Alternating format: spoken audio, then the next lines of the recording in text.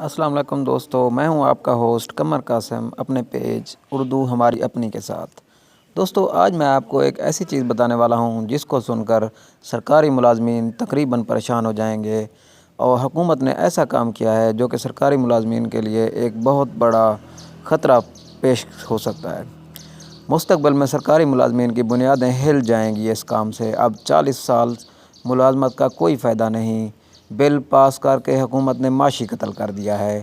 حکومت کی جانب سے سرکاری ملازمین کی تنخواہوں میں 35% اضافہ تو کر دیا گیا ہے، لیکن اس کے ساتھ ساتھ ایسا فیصلہ کیا گیا ہے جس سے مستقبل میں سرکاری ملازمین کی بنیادیں ہل جائیں گی۔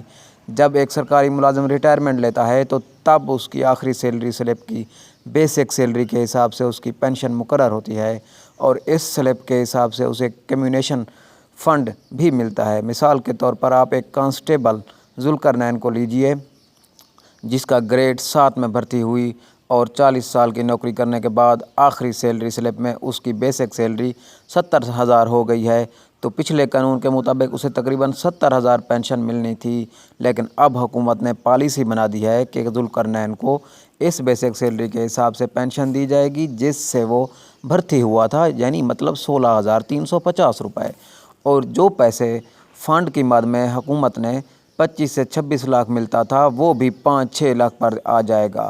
مطلب اب 40 سال ملازمت کرنے کا کوئی فائدہ نہیں۔ یہ بل پاس کر کے حکومت نے سرکاری ملازمین کا معاشی قتل کر دیا ہے۔